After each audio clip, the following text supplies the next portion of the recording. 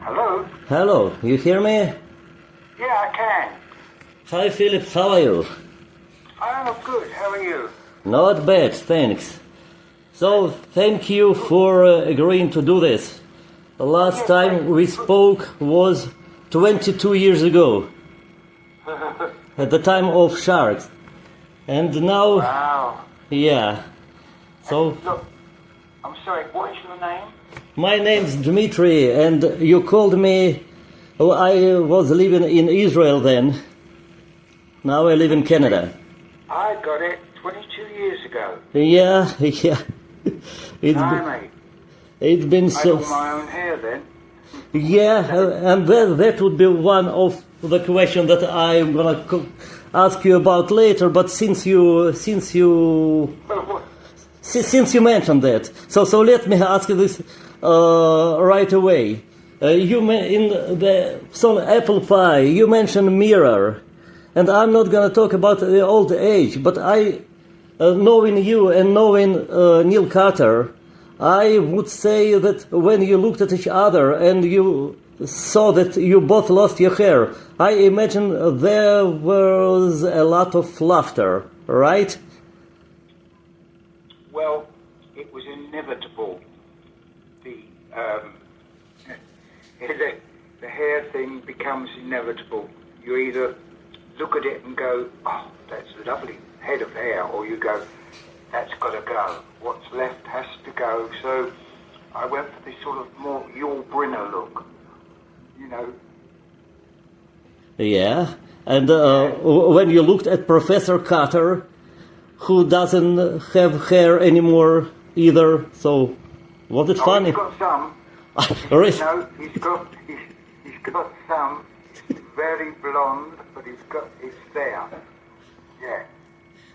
All right. So this gotten out of the way. So let me ask you about this new album. I liked it very much, and I would say that these days I don't really play hard rock albums a few times, more than a few times. But with yours and another one was Deep Purple's last one. And so it's exactly the case. I spin it, and I love it more and more. But what caught my eye when I was writing about it's coming out like a few months ago, there's no apostrophe in Mogg's Motel. So does it mean that there's a few Moggs? It's a family business, Mogg's Motel? I guess, yeah, you could call it a family business.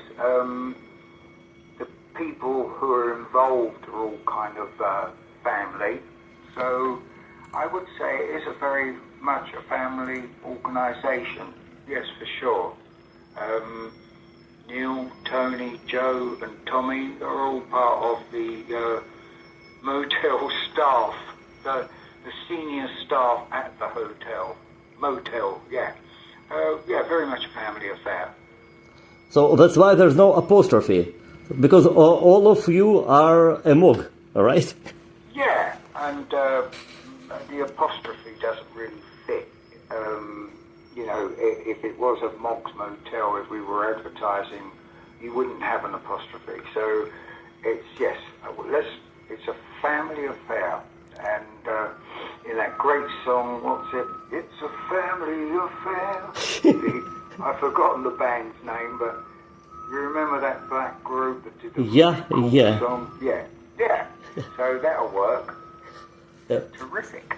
Yeah. So would you say that this album is a solo album or just a new band? It started off as by a chance meeting with Tony, so that was a chance, and I already said that I was going to step down from UFO just before that lockdown we had from COVID, and just by chance I met Tony at the American Embassy in London, where we were getting visas. He was going off somewhere and I hadn't seen him for ages, and mentioned that I had an idea. I wanted to try and do some other stuff, and he said, well, I've got some material if you're interested. I'll send you stuff that I've got. And likewise, Neil said, when I was talking to Neil, and he said, oh, I've got some bits and pieces and some ideas. So I had Tony sending me stuff and Neil sending me some backing tracks. And then we had all that time off in the lockdown thing. So I had days and days of, you know, time on my hands to play around with these tunes and songs. So that was kind of how it came about. And plus the fact these guys, they all live, or they're all Londoners and live fairly local to me. So I could go be with Tony or in the studio in about an hour and a half. And it was just, chance, and it sort of fitted into the slot. Different material and a different approach. It was kind of, we started off as, you know, when you start off in a band, you get your mates together and you start trying to pull some material together. It was a bit like, it reminded me of going back 20 years ago, or whatever, you know, when you start a band. So it was great fun. So now it is a band called the Mogg's Motel. I would say it's a band because I'm not. I'm more of a team player than a solo player. So it's a team effort there. So you have not been calling the shots for the first time ever. You worked. No, hang on, just a minute. I'm going to call the shots. No, it's kind of like, it's very difficult to explain. I'm like a solo album, but the people involved make it more like a group, if you see what I mean. Yeah. It's like a band of mates, and but basically it was a solo. It was meant to be a solo thing, but it developed into more of a band, you know. So you're not gonna ever, I think, come up with a solo album, because even when you worked with a Sign of Four, it still was a band. So you prefer this collective situation, right? Well, yeah, because if it all goes wrong, I can blame someone else.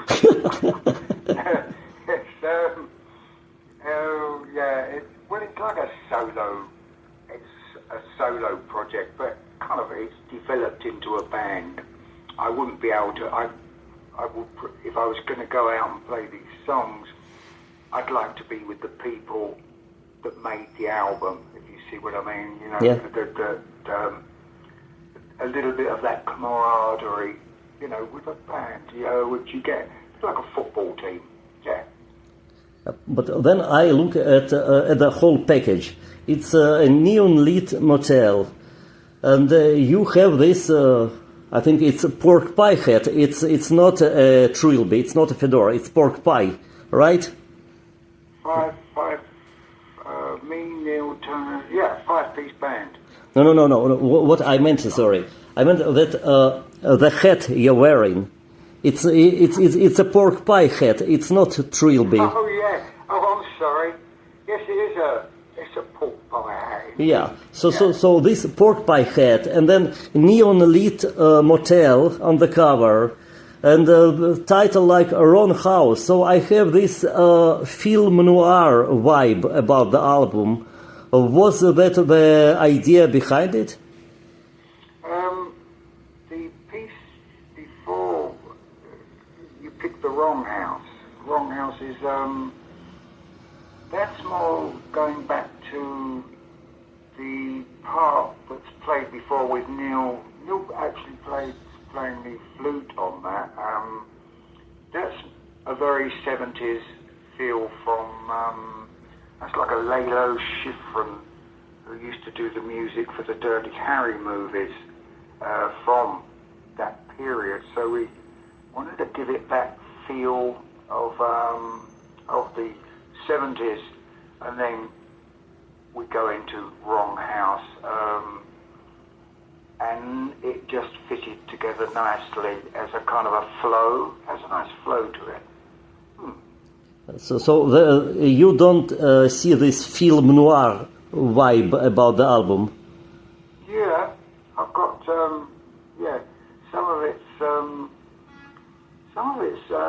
it's meant to flow, kind of, where we put the bits in between or together, it's meant to flow like a bit of a story. Yeah. You can follow the tunes through. Yes, I like the noir bit. Yeah, that's what it was. And you see, like, you mentioned a story in, I think, Sunny Side of Heaven, and then you have Storyville. So there's a kind of concept going in there, right? Yeah, it was meant to flow. Yeah, there's a cover. They're all little tunes or songs with stories going through it. It's a bit of a collection of a bit like reading a small book. That's what I meant. You mentioned a story quite overtly, explicitly there, and then there is Princess Bride, and the coda of this piece, Princess Bride, reminded me, and I think it was intentionally, of this song "Storybook Love" from the movie by Mark Knopfler and Willie DeVille. So. The Princess Bride. Yeah. You see, you remember this song at the end, "Storybook Love"? No, I remember the movie, The Princess Bride. You've seen the kids movie. Yeah, but you don't remember the song by the song, like a main theme written by Mark Knopfler from Dire Straits and sung by Willie DeVille. No, I've never heard it. Really? What's it called again? Storybook Love. Storybook Love. No, I've never heard it. But I'll have a listen now. Yeah, you should. So my impression of the coda referring to that song was wrong because you never heard it. Great. No, never heard it. I mean, I've heard of quite a bit of Mark Knopfler, but I haven't heard that one. Yeah. And then you see, like, and the album, it sounds to me like Let Me Go, given that, like, you're a lyricist, and I'm not gonna, like, to be equal with you. I write lyrics too, so this question would sound like a bit of lyrics. So it sounds, the album, like sinister, intense, and relentless. So you wanted to make it heavier in style than what you've done before with the UFO. Well, it was you're writing with different people. Tony's got a different take on how he sees things, and Neil's got a different take. But if I get that material together and we sort of do a little bit of cooking, we come up with something else. It's a bit like cooking a pie, apple pie. It's a bit like cooking up something, and working with different people, you come up with different ideas, which was really good. You know, it was having access to a different people with a different approach. So, which was real good from a writing point of view. Yeah, but if you're talking about writing, there is even an instrumental piece called Harry's Place, and you're not an instrumentalist, so how did that come about? It was... that was I think, that was what I was trying to say. We got to that part and wanted to link the two songs together, and that's where I was thinking we'll go back to, You remember that period of the Steve McQueen movies, Bullet, the Dirty Harry movies. Actually, it was mainly the Dirty Harry ones where we had Lalo Schifrin do the music to it. So that was a kind of a take on a 70s feel to take us into Mr. You Picked the Wrong House. It was a deliberate attempt to go in that direction. And Neil, one of his main instruments he plays is a flute. So it was pretty obvious to say to him, "Here, Neil, what you got up your sleeve? You know, what can you do here?" And between Neil and Tony, they came up with Harry's Place, which was rather good. My dad's name was Harry. Steve Harris' nickname is Harry. Dirty Harry. So Harry's Place fitted in rather well going into You Picked the Wrong House. So, I think I think I got that right. yeah, it's interesting. But did you ever think that seeing this title, Mogg's Motel, people would think of Bates Motel of Alfred Hitchcock? More than likely. It's been that's Bates. It was Bates Hotel, wasn't it, or Motel? Bates Motel. I can't remember now. Well, there is a series, at least the series based on that. It's called Bates Motel with M, not with H. I see. Yeah, in that direction. But then motels have always been when you're out on the road or you're travelling and everything. You normally end up staying at a motel, mainly because they're cheaper than hotels and. You spend half your life in motels. So, I think Frank Zappa had a song, didn't he? 4,000 motels. Yeah. Or 400 motels. So, motels is kind of apt for the band because we spent most of our life in a motel.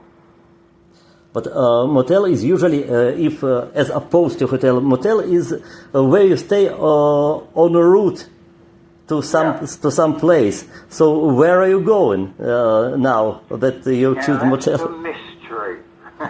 Who knows? Nobody knows.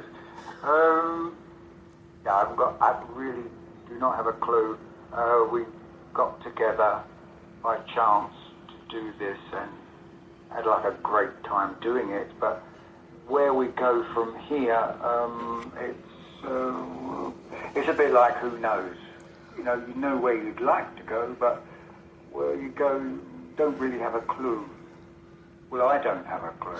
It's all it's all some sort of mystery to me. We'll see what happens, one of those things. And incidentally, you mentioning, what's it, Bates Motel? Yeah. Mogg's Motel. Yeah. I'll give you 50 quid if you can guess where the car comes from on the cover. Come on. Well... See, it's a Plymouth, a 1958 Plymouth Fury, and it's been heavily featured in a movie. Well, I wouldn't tell, sorry, but it's surely not the DeLorean from Back to the Future. It's surely not that. No. Right. Who's one of the most famous horror story writers? Well, don't tell me that it's Christine. Oh, yay, we got it. It is. Brilliant. I owe you, what did I say, £5? No.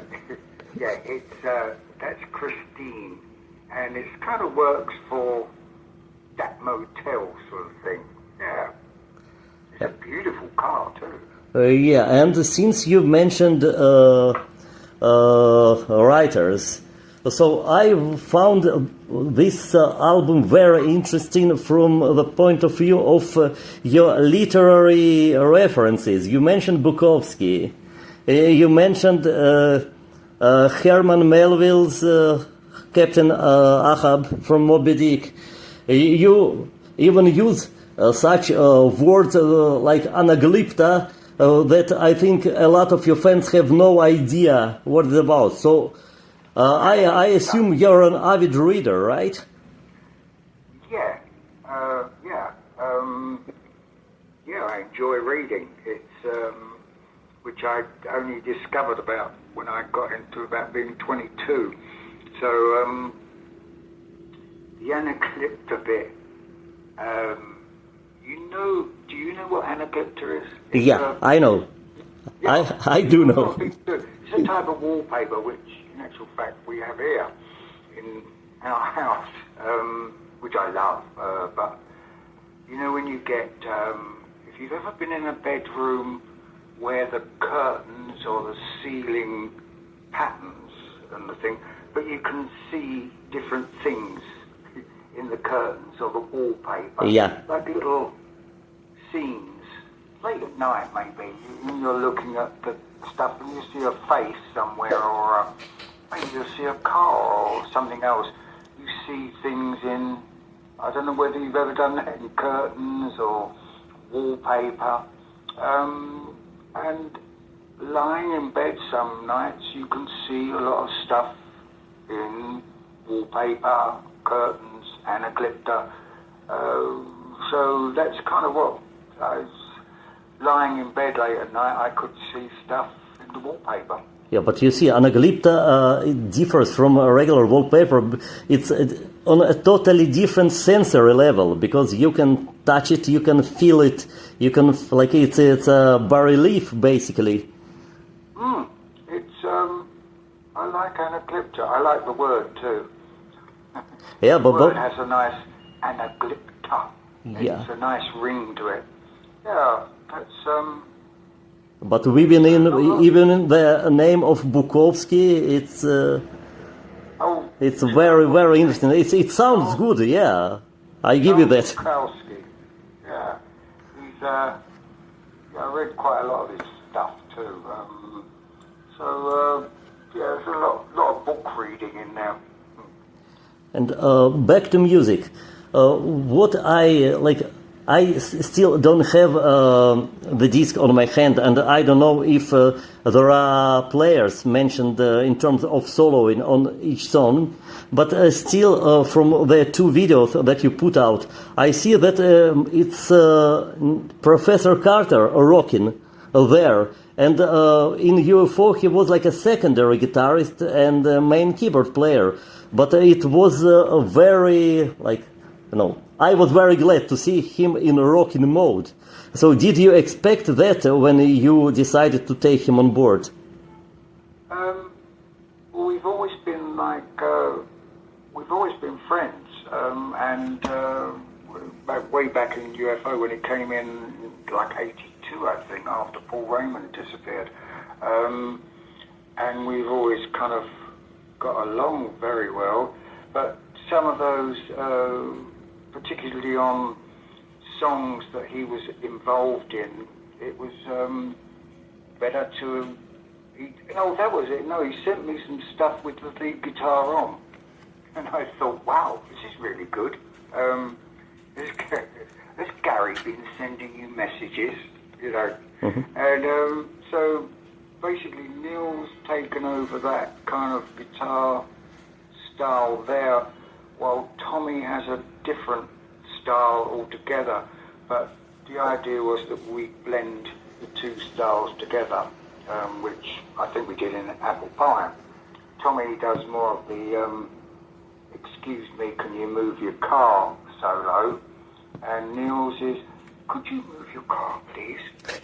More of a gentle approach, but they're both like really good in their kind of how they play, but they fit together well, But all the songs for this album were prepared especially for this album. It's not like leftovers from UFO or whatever. No, it's all completely, it's a brand new everything. It was all new to me. I've never worked with Tony before, never worked with Joe or Tommy before. Neil was the only guy that I've actually worked with before, and but I've known Tony for 20 years. But we've never worked together, and it was a delight. But still, in terms of style, usually when somebody goes for a, like, don't call it solo project, but yeah, so offshoot project, spin-off, whatever, they usually change style, but you remained in this hard rock vein. So that's what you prefer. You didn't want to go like for a pop album or soul album or rockabilly album. No, I wouldn't know how to do pop. That's kind of like way out of my league. You know, when you grow up with you grow up listening to bands like, I don't know, you listen to Howlin' Wolf, you listen to the blues, you discover the New Yardbirds, you discover all those groups and or bands at that point, and it becomes ingrained in your, you know, Terry Reid at the Revolution, Joe Cocker, all that influence, that sticks with you. That's what you get. It sticks with you, and you learn from all that stuff. You know, the Stevie Marriotts and everything from that era, which I think is rather a fabulous point in music. Yeah, and I know that Marriott is your, I would say, favorite singer, and there are a few pieces like Tinker Tailor and Sunny Side of Heaven that made me think of Small Faces, of Marriott singing with P.P. Arnold, and then maybe even Humble Pie, I think. So now, I've never thought of that, but I'm glad you've mentioned it, because there's every possibility that somewhere in your deep psyche, yeah, there's a possibility of that. I think the only reason Marriott was on there was because he was so small and such a big voice, and also he had a certain swagger, yeah, a certain style. It's one of those blokes you kind of like. You couldn't really dislike him. So Tinker Tailor was not like a direct reference to a Small Faces song. No, we've not. No, that's way different style. I think that what we're doing here is more leans a little bit more towards a bluesier style. I would think, but then yeah. I'm not sure. I don't really know. You know, I'm not. I was going to say I haven't got a clue. I don't know. I think everything varies from what you've been influenced from when you was a kid growing up. That kind of music, and even from the Kinks and that kind of whole thing we had. It's a huge influence on you. Yeah, and then. Let me ask a couple of UFO related questions.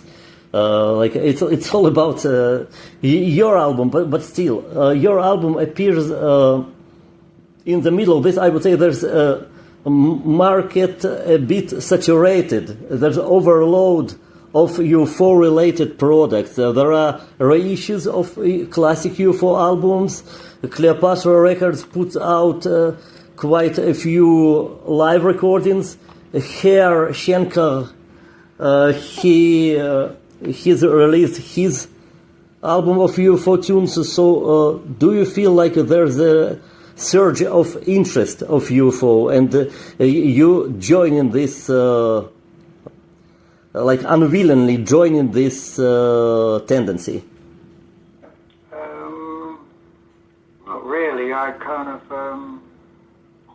No, do you mean join in the revelry or join in the? No, I know Christus have put out stuff.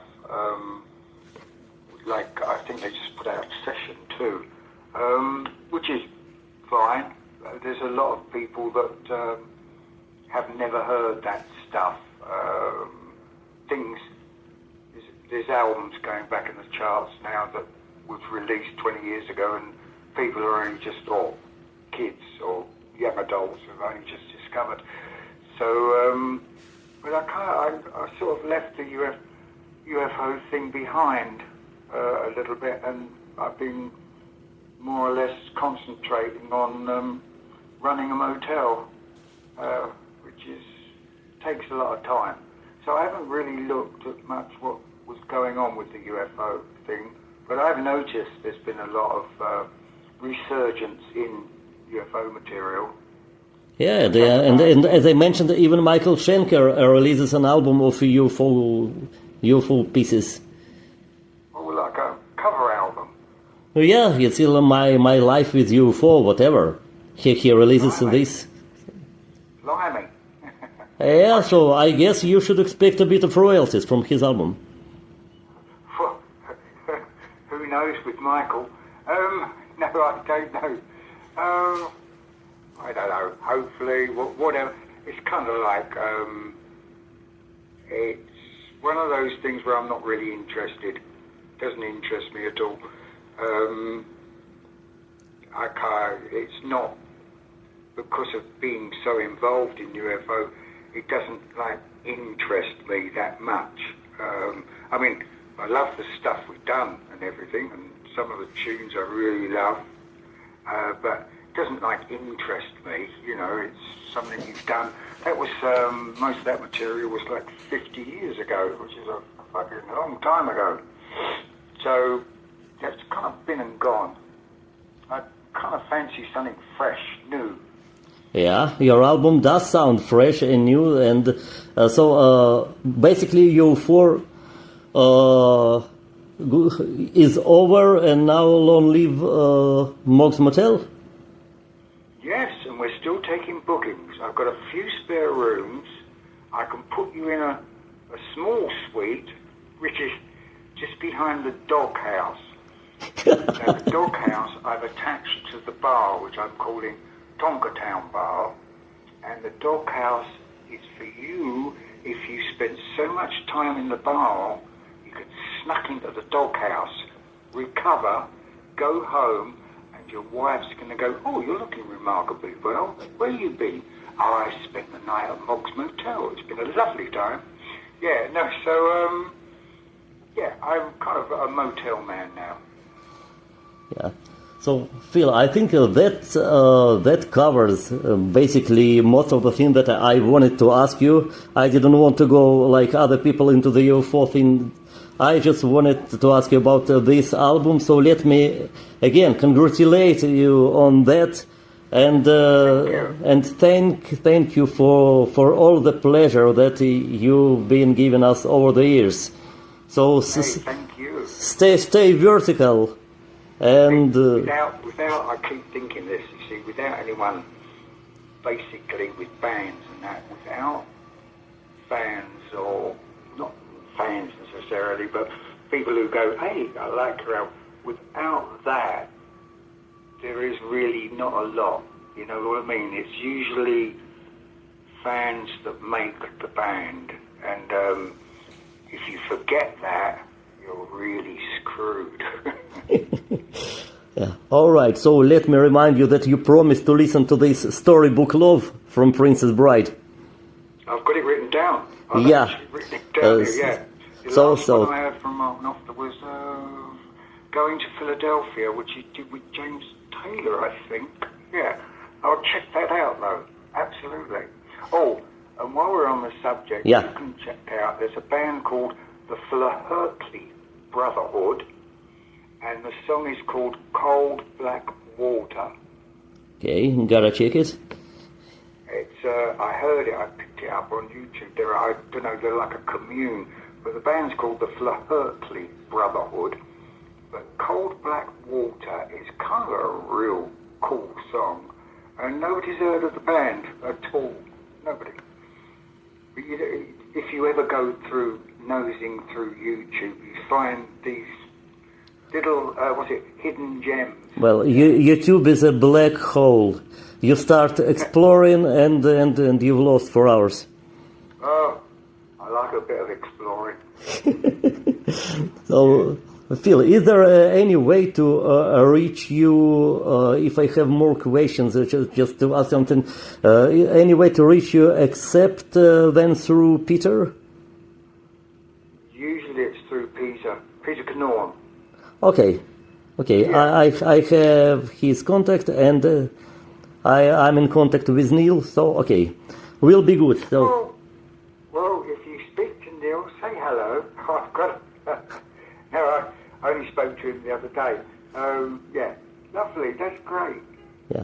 All right, so thanks a lot. Thanks a lot. And thank you. Yeah, thanks. Have a nice day.